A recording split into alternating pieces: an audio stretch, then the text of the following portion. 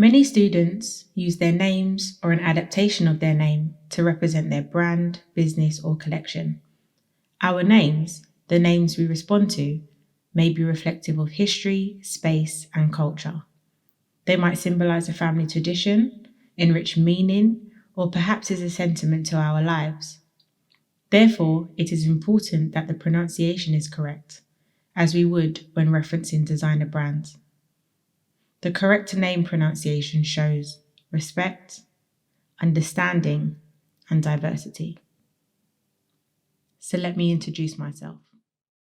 Bankole. My name is from the Yoruba culture in Nigeria, and in Nigeria, names are very important.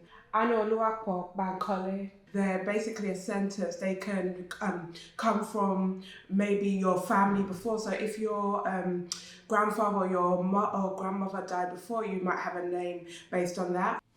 Bankole. Or if something happened in your parents' pregnancy, they might name you based on that. So it's very important to do with how you came about and how they feel like your personality is.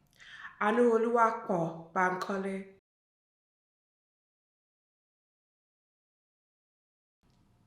Cate Namakula. My name, Cate Namakula, comes from a particular tribe called the Lagave tribe. My pronunciation is off, but I heard it's one of the main tribes and it's a royal tribe. That's where the royal family comes from, that particular tribe. So, hey, Cate Namakula. I was named after one of my aunts. So my actual name is Cate Namakula, but I like to go by Cate. I'm East African, so my name is from Uganda, and in my culture we're sometimes named after relatives. So, but I'm happy that I belong to something royal. Deborah Carnegie. So I was named Deborah from the Bible because my dad said that the lady was from Deborah was strong, she was a warrior, and that's who I am today. My surname Carnegie is Scottish. It's from Jamaican, passed down through slavery, and so that's where my surname came from. And plus it is quite a very unique name, very rare also, and there's only certain people from Jamaica called Carnegie. Florance Chinyere Moka.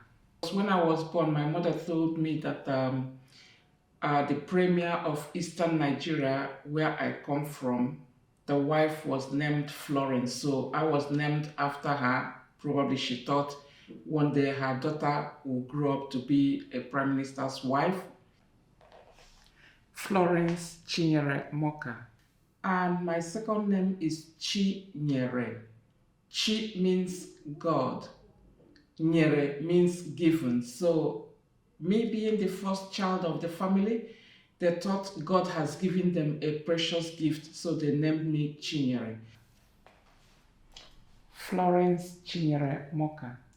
Because the Igbo people are very, very philosophical, our names are so attached and so meaningful that when you're walking down the street, somebody can stop you and say, where do you come from? Who are you? And from your name, they will know who you are. My surname is Moka, which means God is supreme, because they believe that God, being the spirit, is very, very supreme. He's in charge of everything. Me, coming from Igbo land in Eastern Nigeria, West Africa, we attach so much to name, and it is very, very important because they believe that your name can carry you through everything in life. Florance Chinyere Moka.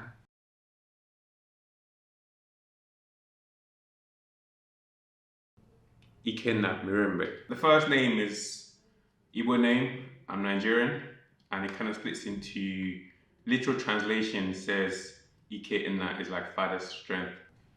Ikenna Mirembe. My tribe is quite religious, so they tend to associate our names with gods. Ikenna Mirembe. The last name is Ugandan. Mirembe. It kind of signifies peace. Ikenna Mirembe. Kojo Apeagyei.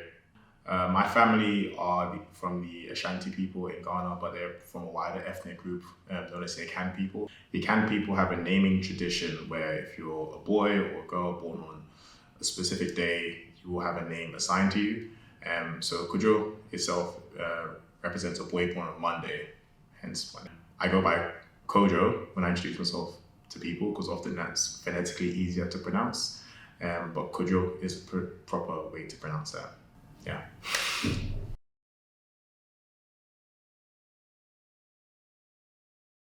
Manveen Kaur. Manveen means someone who touches the strings of your heart.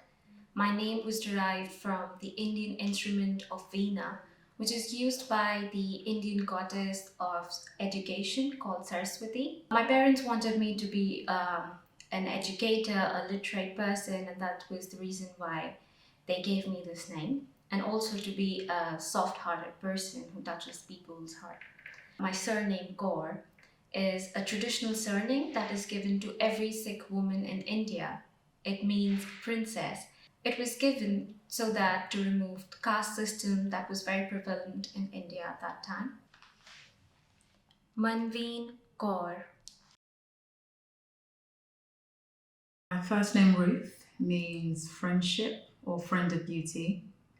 My middle name, that is, I can say, a more traditional name, Ozioma, and that means gospel or good news. It's from the Igbo language. Ruth Ozioma Jacob. My family are from Nigeria, and although we're not Igbo, we're a community that's called Bendelite or Bendelibo.